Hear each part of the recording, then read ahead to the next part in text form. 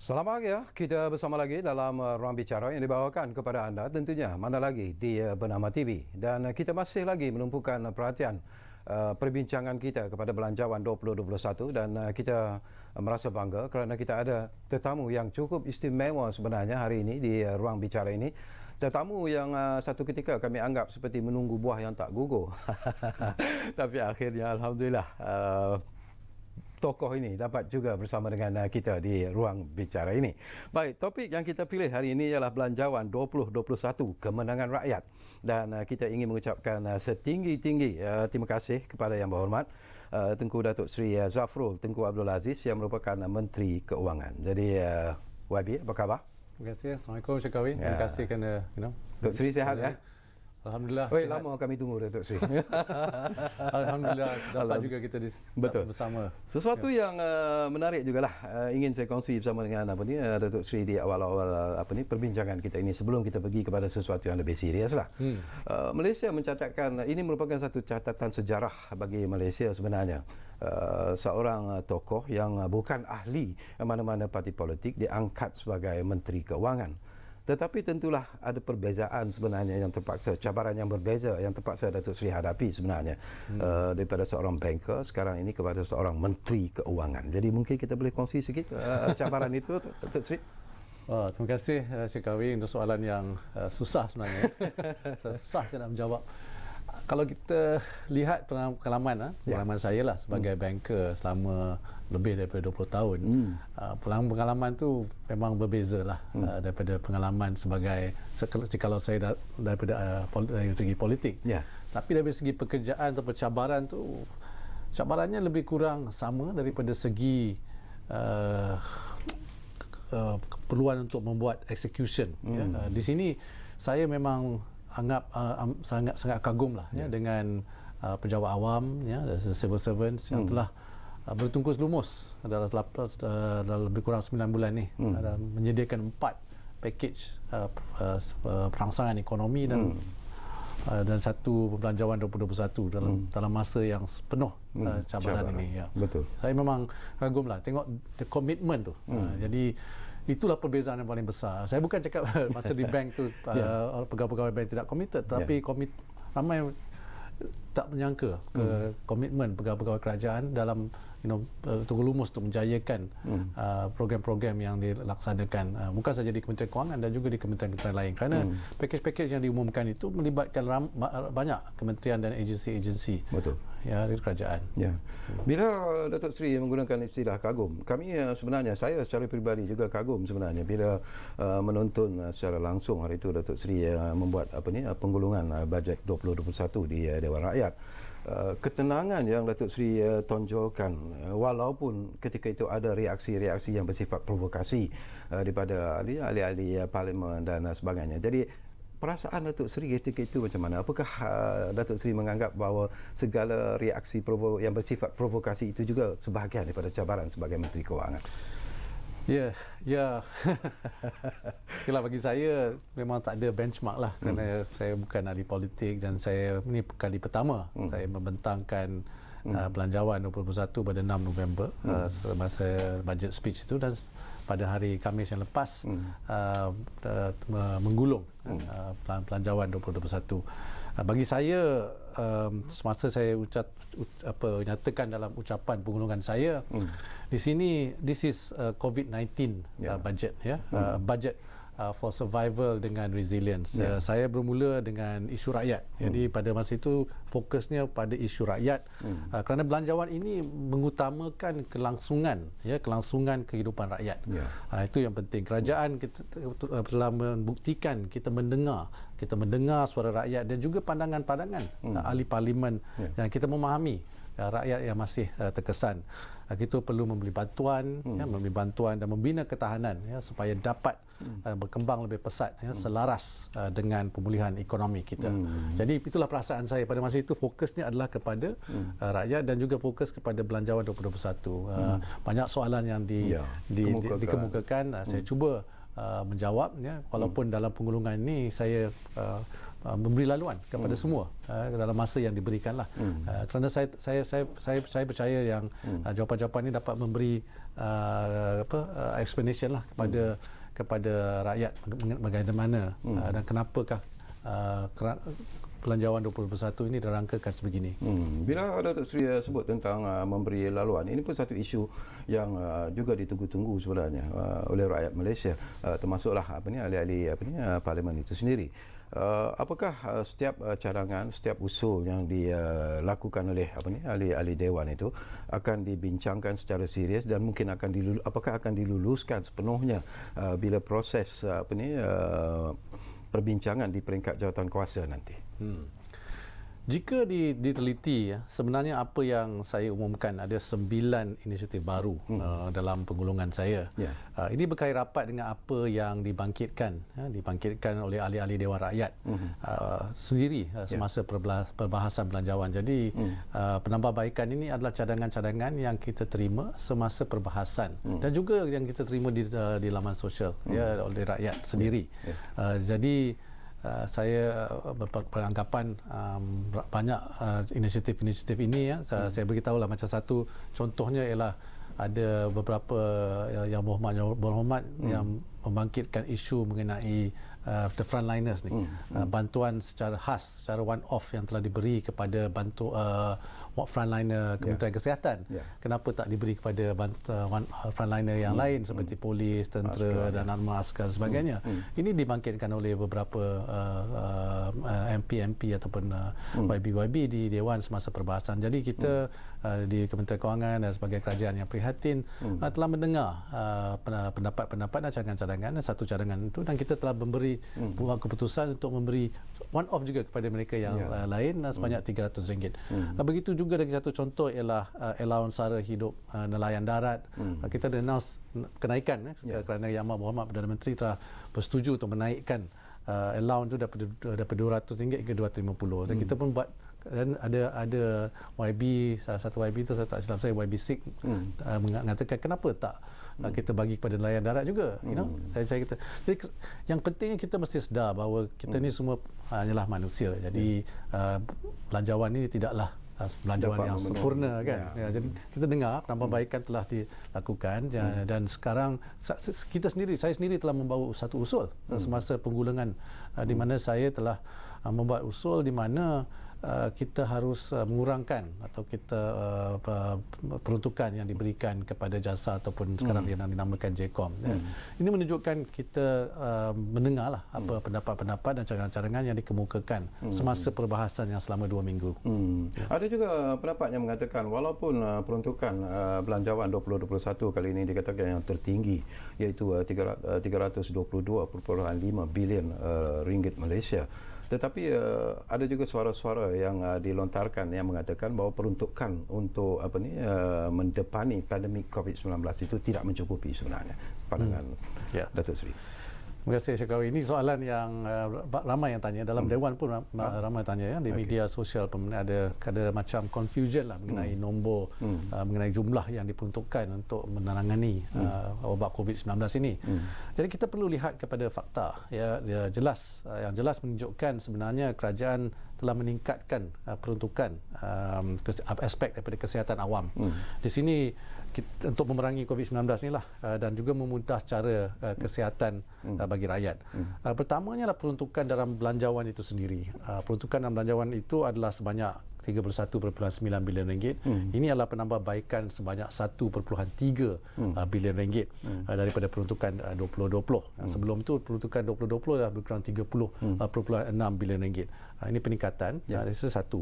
Jadi itu dalam belanjawan. Tetapi kita perlu ingat juga selain daripada peruntukan yang di dalam buku anggaran, kita mesti mengambil kira dana yang dikhususkan dalam kumpulan wang amanah COVID-19. Di sini pada tahun 2020 kita telah memperuntukkan 1.8 bilion ringgit untuk memerangi COVID-19. Dan pada tahun 2021 kita telah membuat peruntukan sebanyak 1 bilion ringgit. Dan juga kita telah buat pengumuman semasa ucapan saya di mana kita akan membuat peruntukan komitmen untuk sebanyak 3 bilion ringgit untuk pembelian vaksin dalam kumpulan wang amanah COVID juga. Dalam Belanjawan 2021 ini juga ada kita juga menggariskan pelbagai inisiatif lain yang untuk menyokong kesihatan awam. Terdapat juga 4 pelepasan cukai. Saya beri satu contoh lah, macam pemeriksaan kesihatan sebanyak 1,000. Even vaksinasi nanti, all the vaccination ada pelepasan cukai sebanyak hampir RM1,000. Inisiatif lain kita prihatin kepada sedar bahawa golongan yang terkesan ni banyak juga golongan daripada golongan B40. Dalam golongan dari segi ini kita peka B40 ni ialah perlindungan untuk golongan B40 telah ada juga skim MySalam. Ini juga ditambah baik bagi merangkumi lebih banyak perubatan yang dia will cover lah. Juga dari segi pekerjaan MyStep kita telah mengumumkan 50,000 pekerjaan, tetapi kebanyakan termasuk dalam list MyStep yang 50,000 tu ialah sektor awam akan melantik ramai lagi ahli-ahli dalam untuk membantu Kementerian Kesihatan kita, seperti jururawat dan pegawai-pegawai kesihatan. Persoalan juga yang dimainkan di luar sana, Datuk Seri, peruntukan yang Datuk Seri sebut tadilah 3 bilion diperuntukkan untuk mendapatkan vaksin, dan ini dikatakan bahawa in terms of competition dan juga permintaan daripada negara-negara lain, mungkin jumlah 3 bilion itu tidak mencukupi sebenarnya. Jadi apakah Kementerian Keuangan sendiri mungkin akan melihat isu ini dan sekiranya memerlukan penambahan peruntukan, ianya akan dilakukan? Ya. Ini bukan saja untuk vaksin, bahkan untuk semua peruntukan yang diperlukan yang berkaitan dengan Kementerian Kesihatan, terutamanya peruntukan untuk memerangi COVID-19 ini. Kita tidak akan teragak-agak lah untuk menambah peruntukan jika perlu. Dari segi pembelian vaksin ini, kita peruntukan yang kita minta daripada Parlimen nanti ialah 3 bilion ringgit, di mana mengikut kajian yang dibuat oleh Kementerian Kesihatan dan juga Kementerian Ministry of Science, Technology and Innovation mengatakan lebih kurang 3 bilion ringgit yang diperlukan untuk to vaccinate lebih kurang 70% daripada rakyat Malaysia.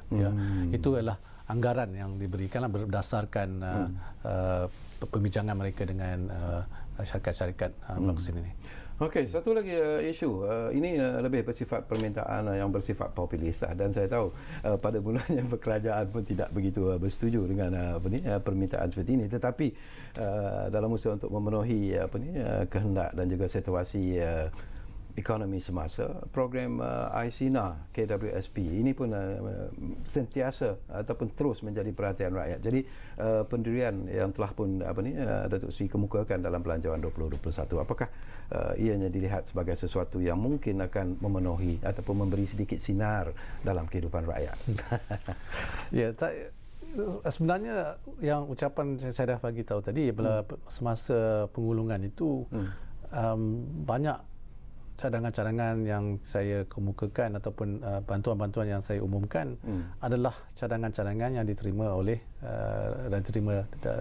daripada YB sendiri, ahli-ahli Dewan Rakyat dan juga daripada rakyat secara langsung.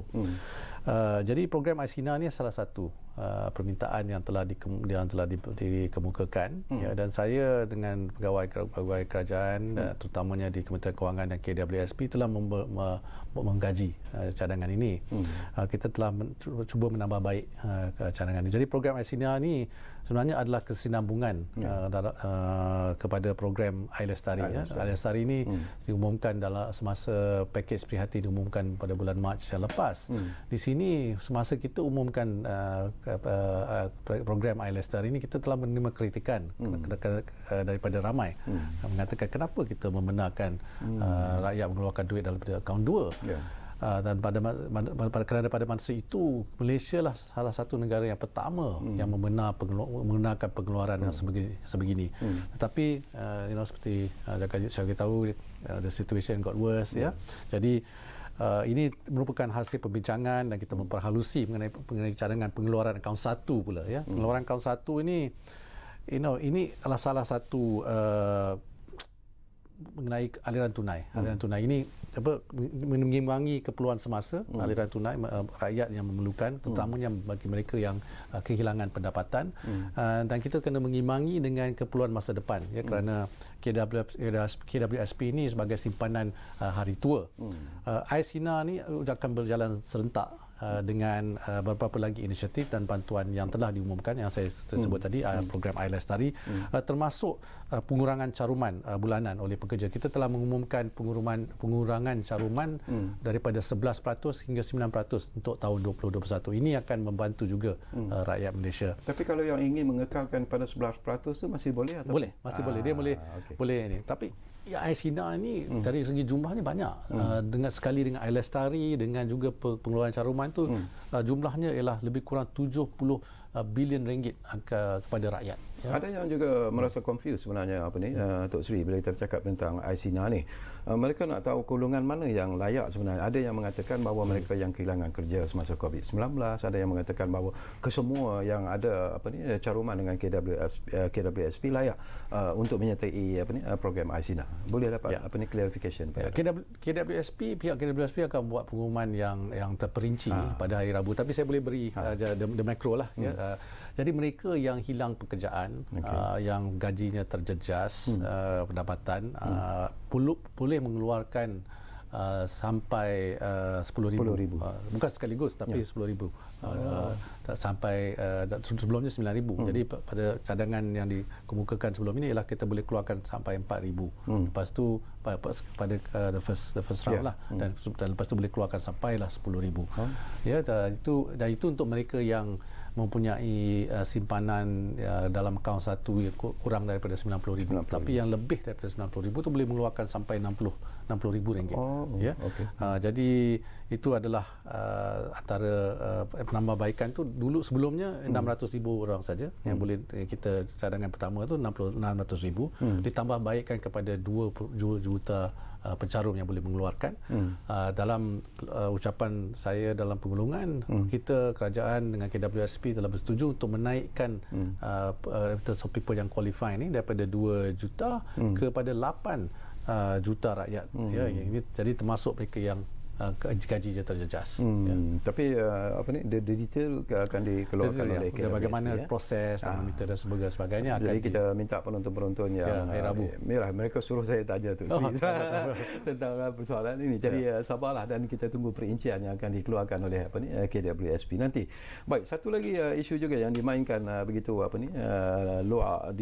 luas di luar sana ialah tentang isu moratorium dan juga bantuan bayaran balik pinjaman. Ini pun menjadi isu kerana mereka seolah-olah tidak mendapat gambaran yang jelas tentang perkara ini. Mungkin Datuk Seri boleh perjelaskan? Ya, isu moratorium ni yang saya umumkan semasa ucapan dan juga saya memberi lebih explanation lah masa pengulungan itu ialah mengenai moratorium yang diumumkan pada bulan Mac yang lepas sampailah sekarang.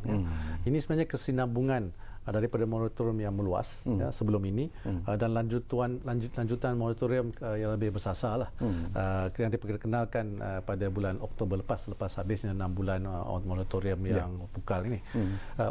Objektifnya kekal ialah untuk membantu golongan yang terjejas, tak kiralah golongan B40, M40 ataupun golongan T20.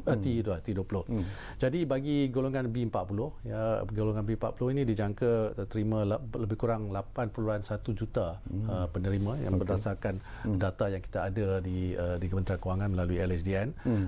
Ini data bantuan prihatin rakyat lah. So, jadi mereka yang menerima bantuan prihatin rakyat hanya perlu pergi contact bank masing-masing dan mereka akan mendapat kelulusan secara automatik. Untuk moratorium dilanjutkan, dia ada 2 pilihan. Satu pilihan pertama ialah untuk melanjutkan selama 3 bulan ataupun sanggup 6 bulan bayar setengah. Proses B40 ni amat mudah, akan diberi kelulusan secara dalam masa 24 jam. Cuma perlu beritahu bank tadi. Bagi golongan M40 juga kita telah mempermudahkan, di mana golongan M40 ini hanya perlu membuat self declaration. Dia tak perlu dokumen apa-apa. Dia kata okey, saya terkesan, dan beritahu pihak bank yang mereka terkesan, buat self declaration dan mereka akan mendapat kelulusan untuk melanjutkan moratorium. Juga T20 dan sebagainya, mereka perlu berjumpalah dengan bank. Dia akan menolong. Kita tidak akan bank akan cuba menolong mereka semua yang terjejas. Juga golongan PKS, PKS Micro yang hutangnya kurang daripada RM150,000 hanya perlu mendapat memberitahu bank, dan mereka juga akan mendapat kelulusan secara automatik daripada pihak bank. Jadi inilah salah satu penambahbaikan yang telah diumumkan semasa belanjawan 2021 ini. Perbetulkan persepsi ini Datuk Seri, being an ex banker lah, ramai juga yang merasakan di luar sana lah yang bermain dengan isu mengatakan bahawa kerana Datuk Seri ini dulu seorang banker dan keputusan yang dibuat berkaitan dengan moratorium dan juga bantuan bayaran balik pinjaman ini lebih memihak kepada bank, tidak kepada peminjam ataupun kepada rakyat. Yalah, tadi itu actually that one can sebenarnya boleh digunakan sebagai advantage kerana saya daripada bank, saya faham apa yang kita boleh buat dan apa yang kita tidak boleh buat. Dari segi ini, pertamanya kita perlu faham bahawa kerajaan tidak mempunyai kuasa untuk memaksa bank untuk membuat apa-apa pun dari segi moratorium ini. Di sini kita telah bekerjasama melalui bank negara dengan pihak-pihak bank, terutamanya bank-bank tempatan untuk membuat keputusan untuk memberi moratorium ini.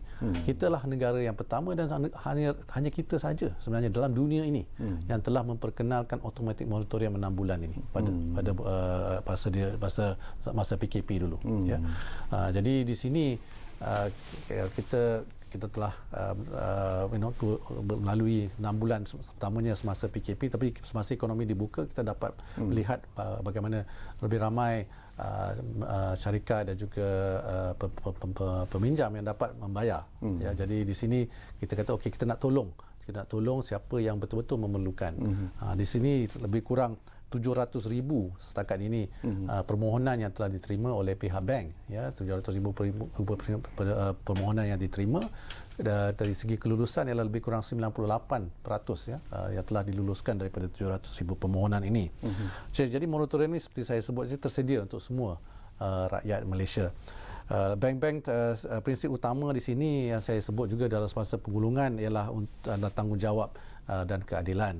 Di sini saya rasa adakah adil bagi mereka yang kaya dan juga yang lebih dari mampu ni untuk bayar hutang diberikan moratorium? Kerana bukankah lebih baik kalau mereka membayar hutang supaya duit ni masuk ke sistem perbankan untuk menjana lebih banyak pinjaman kepada mereka yang betul-betul memerlukan, sama ada syarikat ataupun orang-orang yang terkesan. Kerana itulah kita buat fokusnya kepada mereka yang memerlukan, yang kaya-kaya ni yang boleh bayar balik. Jadi kita dapat menggunakan aliran tunai ke dalam bank itu untuk memberi pinjaman kepada mereka yang memerlukan. Kita juga tidak tahu sebenarnya berapa lama lagi kita akan menghadapi cabaran pandemik ini. Okey, tumpuan yang cukup hebat sebenarnya diberikan kepada PKS ini pun sesuatu yang menarik juga sebenarnya. Dan apakah Datuk Seri merasakan bahawa dengan pakej-pakej rangsangan ekonomi yang dilakukan oleh kerajaan sebelum ini dan kemudiannya dimasukkan lagi dalam belanjawan 2021 ini, apakah ini akan memberikan satu sinar baru kepada mereka yang terlibat dalam PKS dan sekaligus mungkin boleh memantapkan semula lanskap ekonomi negara secara keseluruhannya? PKS ini penting bagi negara kita. Dari segi KDNK, they contribute lebih kurang close to sampai 40% KDNK, dan juga dari segi employment ni lebih kurang 70%. Jadi besar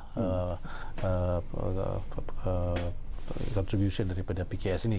Jadi banyak pengumuman yang dibuatkan banyak menolong PKS, utamanya program subsidi upah. Program subsidi upah pertukarnya lebih kurang 18 bilion ringgit untuk PKS. Dan juga banyak pinjaman-pinjaman yang telah diperuntukkan, pinjaman berkadar rendah di PSN, tekun dan sebagainya. Ini dapat sedikit sebanyak dapat menolong golongan PKS, terutamanya PKS Micro yang terkesan akibat ini. Grant khas prihatin adalah salah satu lagi pertolongan kerajaan yang diberikan kepada PKS Micro, di mana kita memberi RM3,000 kepada setiap PKS Micro. Pada grant khas prihatin 1.0, 545,000 yang telah menerima ni, dan baru-baru ni kita dah buat pengumuman lebih ramai lagi yang telah dapat menerima grant khas prihatin ini. Kita bercakap tentang kehidupan cara baru lah, the new normal sekarang ni, Datuk Seri ya. Jadi apakah Datuk Seri melihat bahawa mereka yang terlibat dalam industri PKS ini juga harus mengubah mungkin bukan saja dari segi minda pemikiran, tetapi juga dari tindakan yang mereka lakukan apabila kita bercakap tentang untuk memajukan PKS dalam the new normal ini tu. Ya. Ya, ini penting ya, kerana kita dapat melihat bagaimana semasa COVID ni, terutamanya masa PKP dan juga masa PKPB ni, betapa pentingnya bagi peniaga-peniaga kecil, PKS juga untuk to embrace lah internet ni. Di sini kita telah membuat banyak pertolongan, daripada kerajaan untuk memberi guidance lah kepada golongan-golongan PKS ini untuk mengadaptasi dalam norma baru ni. Di sini kalau kita telah lihat bagaimana penjualan terutamanya barang-barang tempatan yang telah meningkat melalui e-commerce. Jadi kerajaan telah membuat peruntukan yang banyak untuk menolong PKS-PKS ini untuk mengadaptasi dan juga memberi peruntukan kepada syarikat-syarikat yang fokusnya kepada barangan tempatan. Itulah kita ada Buy Malaysia ni kan, kempen. Okey, kita akan berehat dulu buat seketika, Datuk Seri. Banyak lagi persoalan-persoalan yang ingin saya kongsikan bersama dengan Yang Berhormat Datuk Seri, tapi seperti biasalah kita rehat dulu buat seketika dan anda jangan ke mana-mana. Kembali semula sebentar saja lagi bersama kami di Ruang Bicara yang kami bawakan kepada anda di Bernama TV. Kita jumpa lagi.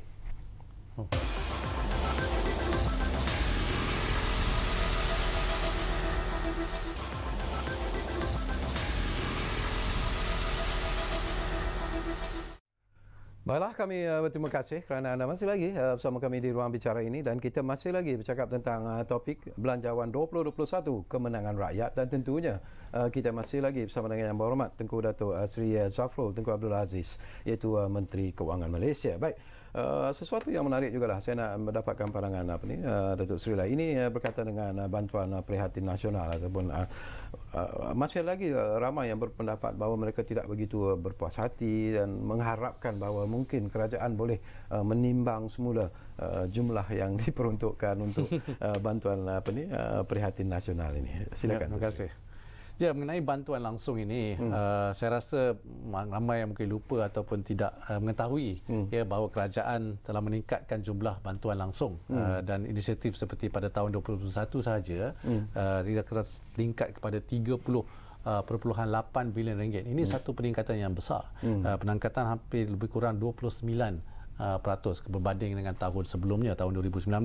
Tahun 2019 peruntukan untuk golongan ini hanyalah 23.9 bilion ringgit pada tahun 2009. Ini belum lagi masuk lagi bantuan DPN fasa 2.0 yang dijadualkan akan diterima pada bulan Januari tahun 2021. So tahun ini sahaja kerajaan telah memperkenalkan bantuan prihatin nasional di tahun 2020 dan juga bantuan sara hidup diteruskan pada tahun 2020, di mana tahun ini secara keseluruhannya 21 bilion ringgit telah sampai terus kepada lebih 10 juta rakyat Malaysia penerima setakat ini. Ini memang diharap dapat meringankan beban dalam negara kita yang bagi mereka yang terkesan dalam COVID-19. Dalam hal ini, sesetengah keluarga telah mendapat bantuan langsung dari dua inisiatif ini saja lebih kurang RM3,400 satu keluarga. Ini tak termasuk lagi grant khas prihatin yang sebanyak RM2.5 bilion dan juga program subsidi upah yang saya sebut tadi yang RM18 bilion ini. Kita berikan contoh lagi, contoh dalam Belanjawan 2021 di mana kerajaan telah memperuntukkan lebih kurang dari segi kebajikan kebajikan bulanan kepada 400,000 golongan terjejas. Ini dia akan dapat pertolongan secara bulanan kepada 400,000 golongan terjejas. Ni kita naikkan sebanyak 47%. Ini kenaikan yang berjumlah lebih kurang 700 juta ringgit. Daripada 2.5 bilion daripada 1.5 bilion hinggalah ke 2.2 bilion. Ini satu peningkatan yang besar dan yang penting sekali saya rasa mungkin kita tak menekan ini dengan lebih jelas lagi, ialah peningkatan bantuan sehingga 122% ya, untuk kanak-kanak keluarga miskin, atau bantuan maksimum sampai 1,000 sekeluarga. Ini adalah komitmen kerajaan yang diumumkan oleh Yang Amat Berhormat Perdana Menteri dalam membantu golongan rentan, ya, terutamanya memastikan kebajikan anak-anak kita terjaga.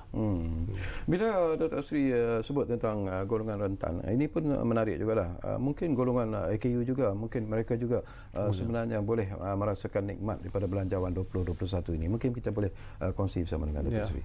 Jadi pertolongan OKU pun ada, banyak ditekankan dalam belanjawan 2021 yang diumumkan. 20% peningkatan telah diberi kepada OKU yang tidak bekerja, sebagai contoh. Dan warga emas juga 43% ya, peningkatan kepada warga emas yang telah diberikan. Juga bantuan penjagaan OKU juga ditingkatkan sebanyak 43%, dan juga untuk bagi mereka yang sakit, sampai sakit kronik yang terlantar ni pun dinaikkan sebanyak 43% dari segi pertolongan dari bulanan. Dan satu lagi ialah pekerja OKU sendiri. Kita kepada pekerja OKU kita meningkatkan peruntukan sebanyak 12.5%. Isu pengangguran ini pun isu besar. Isu besar sebenarnya. Itu yang menjadi ataupun memberikan kegelisahan sebenarnya kepada mereka yang terlibat. Ada yang diberhentikan kerja, ada yang begitu ramai sekali. Jadi apakah belanjawan 2021 ini mungkin akan memberikan sedikit cahaya sebenarnya kepada golongan ini? Ya. Kadar pengangguran yang diumumkan oleh Department of Statistics Malaysia pada bulan September lepas ialah 4.6%. Ya, ini satu nombor yang besar juga kalau dibandingkan dengan sebelum COVID, of course. Tapi dia pada bulan Mei lebih tinggilah, bulan Mei lebih kurang 5.3%. Penambahbaikan, tapi masih lagi tinggi. Tahapnya biasanya lebih kurang 3.3 hingga 3.5% pada 10 tahun sebelum inilah. Kita jadi oleh itu dalam ucapan belanjawan 2021 yang kita telah mengumumkan, kita memberi komitmen untuk menjana lebih kurang 500,000 pekerjaan. Ya, di sini peluang pekerjaan, dan juga menyokong lebih kurang 900,000 lagi pekerjaan melalui program subsidi upah kita kepada sektor-sektor yang terkesan, terutamanya sektor perwujudan dan juga sektor pelancongan. Saya optimistik ini boleh dilakukan kerana kita lihat dalam program prihatin dan penjana kita dapat membantu lebih kurang 3 juta pekerja. Ya. Kita juga memperuntukkan dalam belanjawan 2021 ini sebanyak 3.7 bilion ringgit untuk menyediakan 500,000 pekerjaan ini melalui skim jaminan pekerjaan yang kita panggil Jana Kerja, termasuk pelbagai program untuk meningkatkan kemahiran dan latihan semula. 2 bilion diperuntukkan melalui 4 program insentif pengambilan pekerja penjana kerja di bawah PKSO. Ini dijangka membantu lebih kurang 250,000 peluang pekerja dan juga peningkatan kemahiran bagi pengangguran yang jangka lama, dan OKU juga dan juga pekerja tempatan. Kita nak stres dengan mengenai pekerjaan tempatan ini. Dan 1 bilion ringgit lagi diperuntukkan kepada program reskilling dan upskilling. Ini menumpukan kepada kebolehpasaran lebih kurang 200,000 pekerja. Manakala galakan untuk rakyat juga mencuburi bidang baru ditingkatkan dengan skop pelepasan cukai kepada yuran pengajaran sebanyak RM1,000. Ini dipeluaskan kepada lebih banyak badan-badan yang bertauliah lah. Dan tadi saya menyentuh sedikit mengenai MyStep. Di MyStep ini ialah usaha kerajaan untuk memberi peluang pekerjaan kepada lebih kurang 50,000 pekerjaan secara kontrak dalam sektor awam dan juga sektor GLC, di mana di sektor awam lebih kurang 35,000 pekerjaan dengan keutamaan yang saya sebut tadi, jururawat, antara selain dari jururawat juga medical attendant, pegawai kebajikan masyarakat, dan serta guru sementara juga. Dan GLC ini 15,000 GLC mengutamakan terutamanya dalam bidang teknikal dan juga kewangan.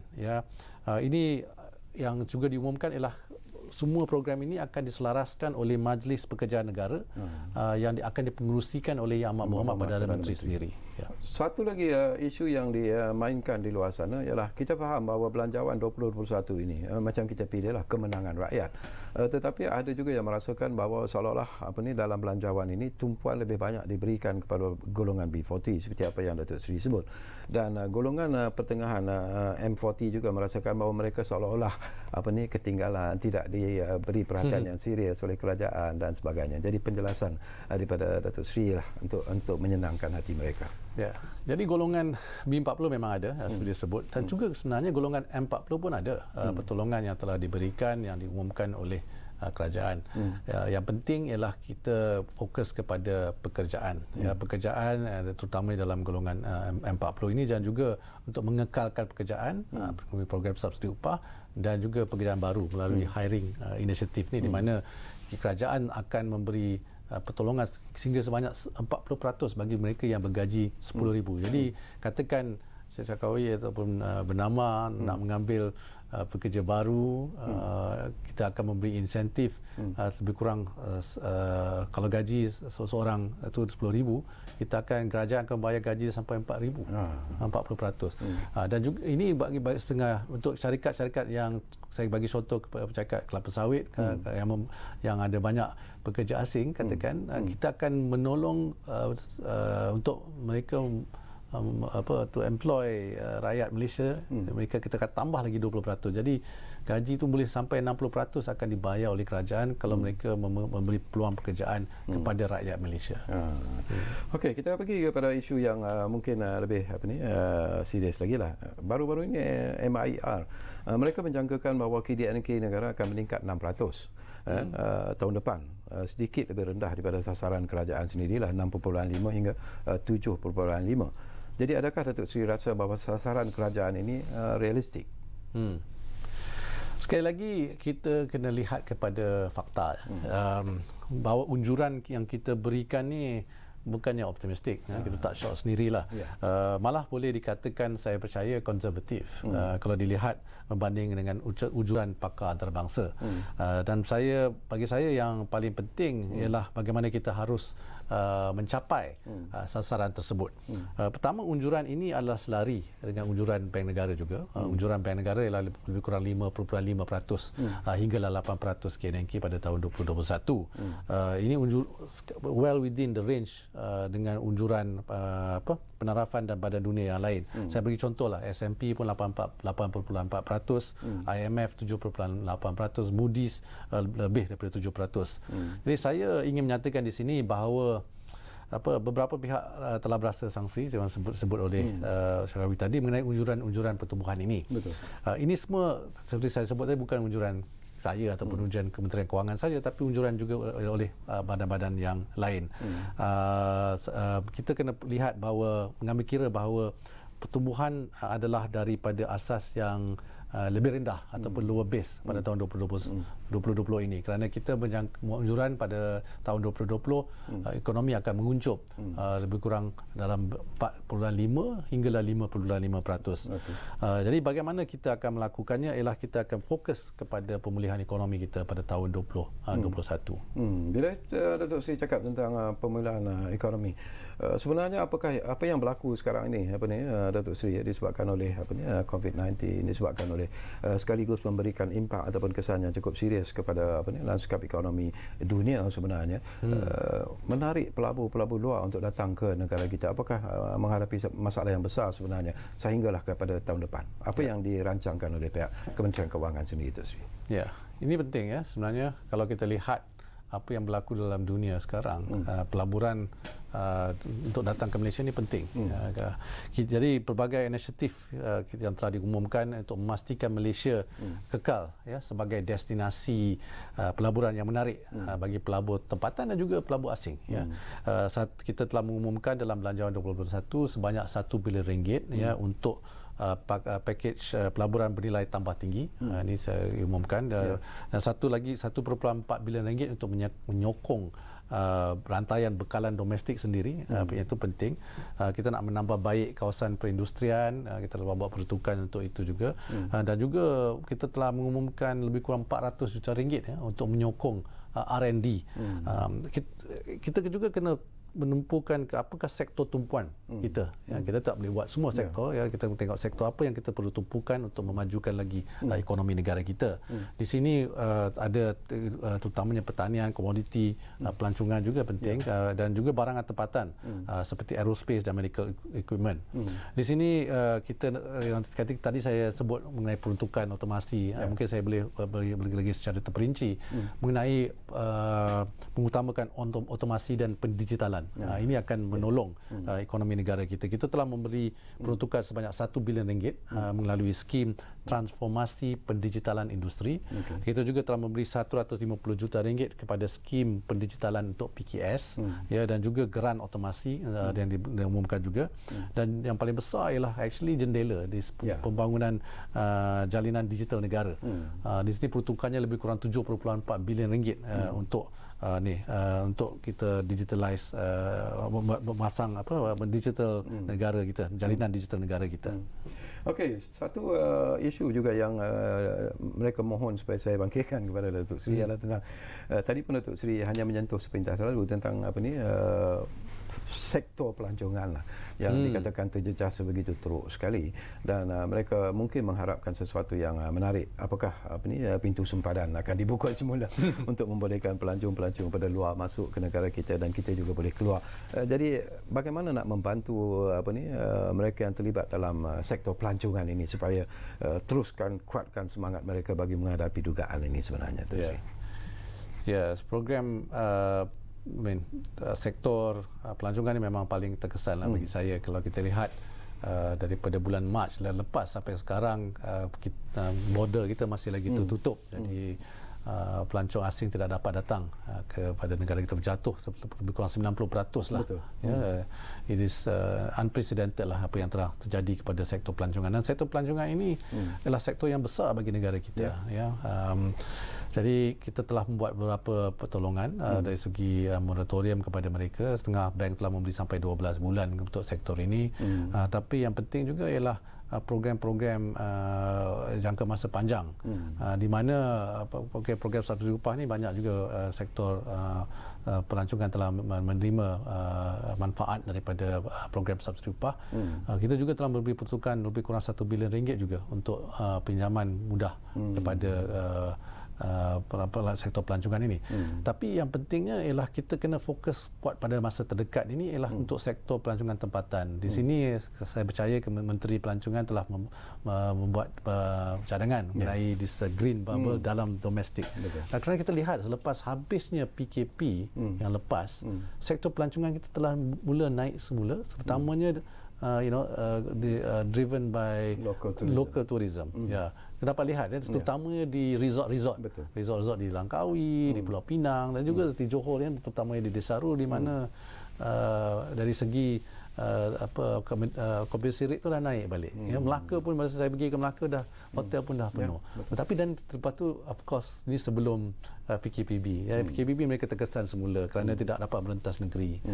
Dan terutamanya banyak pelancong-pelancong pun daripada kawasan Klang Valley ni.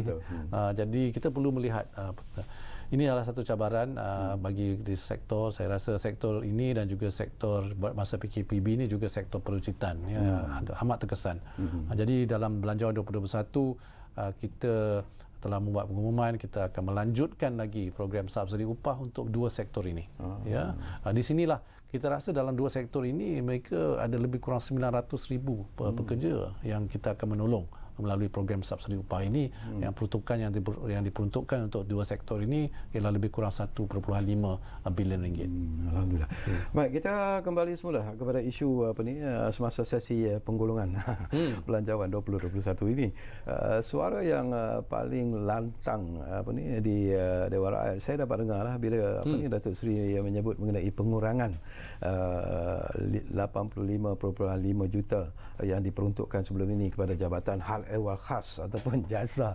Ini menjadi isu yang mungkin ialah dimainkan dengan begitu luas sekali. Jadi mungkin kita dapat penjelasan apakah jumlah ini seperti apa yang Datuk Seri janjikan akan dikurangkan, cuma mereka nak tahu berapa agaknya yang akan dikurangkan nanti peruntukan kepada kalau jasa ataupun sekarang ini dikenali sebagai JCOM.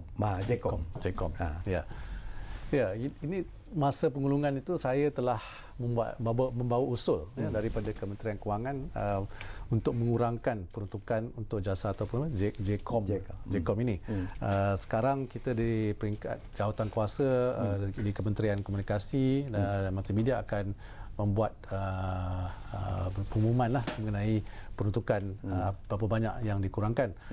Kementerian Kewangan dan juga Kementerian Komunikasi telah sedang masih lagi dalam berbincang, tapi apa yang kita mahu lihat dan dipersetujui oleh Yang Berhormat Datuk Saifuddin juga ialah kita harus dan perlu mengurangkan perbelanjaannya. Jumlahnya kita akan ketahui semasa peringkat jawatan kuasa nantilah. Okey. Jadi pihak-pihak yang tertentu pun kena sabarlah. Kena sabar sikit. Okey, saya juga nak kongsi dengan Datuk Sri lah. Ini tentang isu pendidikan. Banyak juga yang membangkitkan tentang isu ini. Peruntukan dalam belanjawan 2021 ini ialah akan memberikan satu penekanan ataupun satu bajet yang cukup hebat sebenarnya untuk membangunkan semula sistem pendidikan di negara kita, terutamanya yang bersifat teknologi, profesional dan sebagainya. Jadi apakah Datuk Sri melihat ini pun satu perkara yang cukup menarik dalam belanjawan 2021. Kita bercakap tentang TVET sebagai satu contoh. Ya. Ya, peruntukan untuk pendidikan juga adalah peruntukan yang paling besar dalam belanjawan 2021. Sebenarnya dalam semua belanjawan peruntukan ini, kita negara yang selalu konsisten dalam memberi peruntukan yang paling besar ialah kepada Kementerian Pendidikan. Kerana kita menekankan kepentingan pendidikan ini dalam belanjawan ini. TVET perlu ditingkatkan kerana TVET ni penting dari segi vocational. Tapi apa yang kita tambah baik ialah kita ingin melihat bahawa mereka yang dilatih ataupun menyertai kursus TVET ini mendapat pekerjaan. Ya, itu penting. Jadi job matching itu penting. Kita tidak mahu melatih ataupun bagi mereka yang pergi kursus ni, tapi pada akhirnya tidak dapat pekerjaan kerana majikan-majikan memerlukan skill set yang berlainan, skill set yang berlainan. Di sini TVET ni kita tambah baik, kita buat peruntukan yang lebih. Itu penting. Jadi kita kena ada job matching yang lebih baik. Jadi di sini kita telah bekerja sama dengan semua TVET daripada kementerian-kementerian lain juga. Semua TVET ni dah terletak di banyak kementerian-kementerian. Itulah salah satu. Dan satu lagi ialah pendidikan yang kita dapat lihat yang penting ialah dari segi internet ni.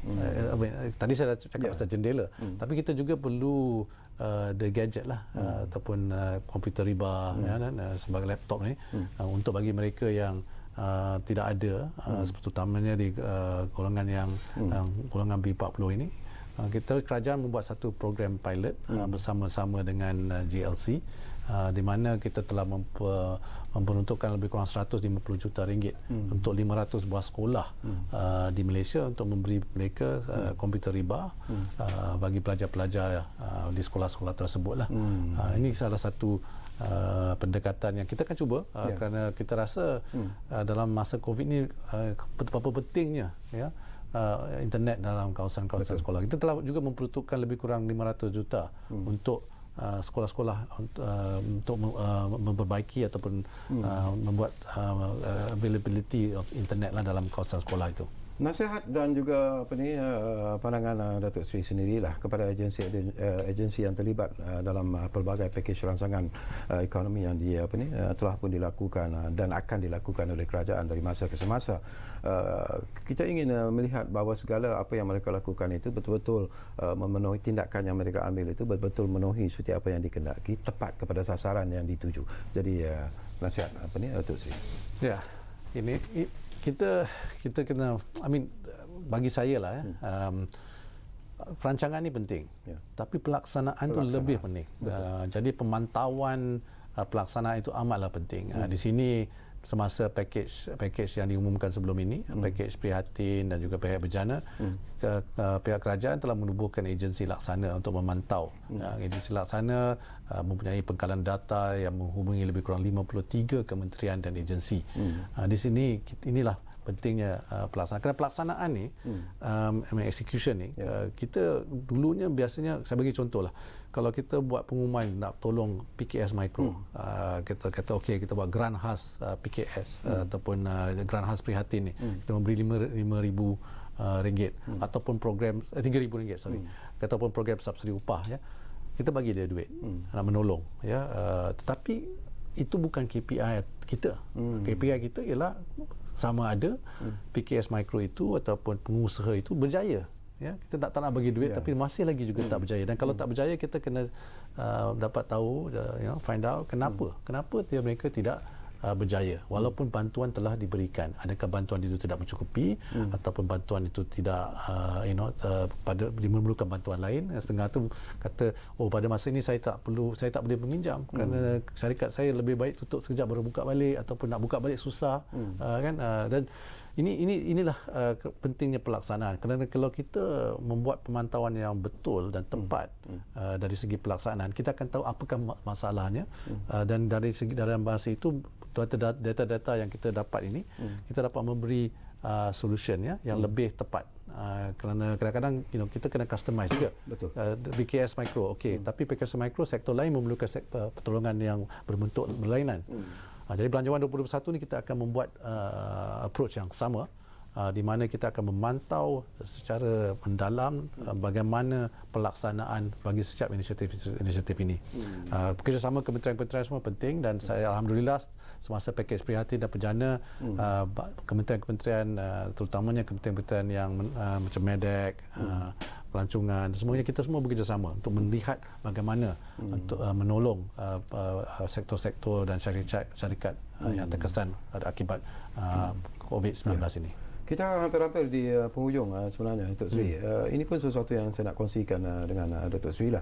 Bukan satu tugas yang mudah sebenarnya untuk menyediakan belanjawan dalam situasi ekonomi dan juga dengan masalah COVID-19 yang masih lagi kita hadapi. Bagaimana Datuk Seri mengimbangi sebenarnya daripada pengalaman Datuk Seri sendirilah apa yang dikendaki oleh parti-parti politik dan apa yang dikendaki oleh rakyat sebenarnya. Bagaimana Datuk Seri melihat dan mengimbanginya sebagai seorang Menteri Keuangan? Ya. Well, kalau kita lihat apa yang nak mengimbangi apa yang diminta oleh rakyat dan juga apa yang diminta oleh ahli politik ni, saya berpendapat permintaannya sama. Ya, kalau kita lihat apa yang diminta oleh ahli-ahli politik, terutama di dalam perbahasan dalam Dewan Rakyat, itu sama dengan apa yang rakyat mahu. Ya. Tapi yang pentingnya ialah kita mesti mengimbangi sama ada keperluan buat masa sekarang. Kita kena fikir short term, medium term dan juga long term impact. Ya. Tadi banyak permintaan memang berbentuk short term, tapi bagi pihak kerajaan yang bertanggungjawab, kita kena merancang supaya ekonomi kita juga bertahan dengan masa sederhana dan juga masa panjang. Jadi banyak perbelanjaan pembangunan juga diperuntukkan, bukan saja dalam projek-projek yang kecil-kecil ni untuk menolong, tapi juga projek yang besar, yang projek infrastruktur yang dapat menjana pekerjaan. Ada banyak yang bertanya kepada saya, kenapa kita membuat peruntukan yang begitu besar untuk perbelanjaan pembangunan, kenapa tak kita bagi saja wang itu kepada rakyat? Ya, kita ada, mungkin saya dah bagi tahu peruntukan untuk tunai kepada rakyat telah naik dengan begitu banyak, lebih kurang 30%, tetapi kita juga perlu membuat peruntukan untuk perbelanjaan pembangunan, kerana ini akan menjana pekerjaan, ini akan menjana ekonomi kita. Jadi kita kena ada dua-dua lah. Jadi itulah jawapan saya. Okey, satu lagi soalan yang saya nak kongsi. Apakah Datuk Seri yakin bahawa selepas perbincangan di peringkat jawatankuasa ini, kemudiannya untuk bacaan kali ketiga di Dewan Rakyat nanti, apakah Datuk Seri yakin bahawa Belanjawan 2021 ini akan diluluskan? Ya. Jadi yang kita dapat lihat, alhamdulillah, dari tingkat dasar Belanjawan 2021 telah diluluskan. Sekarang kita akan pergi ke peringkat jawatankuasa, di mana 27 kementerian akan membuat perbentangan dalam peringkat jawatankuasa nanti, dan selepas itu bacaan ketiga. Bagi saya, saya berharap kita dapat fokus semula kepada rakyat. Ya, jadi kerana kalau kita lihat Belanjawan 2021 ini adalah untuk untuk rakyat juga, dan juga of course untuk kita punya perniagaan dan ekonomi. Tetapi penekanannya ialah untuk rakyat dalam situasi yang mencabar ini, dalam memenangi COVID-19 ini. Okey, soalan terakhir sebelum kita berpisah. Ketua Pembangkang Datuk Seri Anwar Ibrahim menyatakan belanjawan ini tidak memenuhi kehendak pembangkang. Pandangan Datuk Seri. Tadi saya dah sebut masa pengulungan saya telah mendengar, kerajaan pun telah mendengar. Ini pertama kalinya dalam pengulungan belanjawan kita telah membuat penambahbaikan.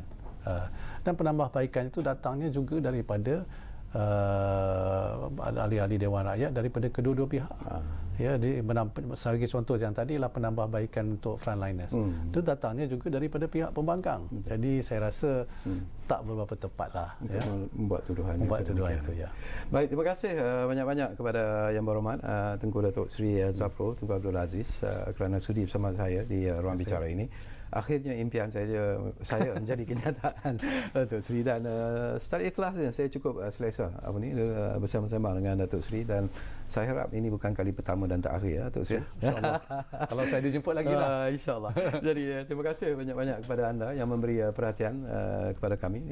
Kita bercakap tentang satu isu yang cukup penting, dan insyaAllah dari masa ke semasa mungkin kita akan bersama lagi dalam ruang bicara ini. Jumpa lagi. Assalamualaikum. Waalaikumsalam.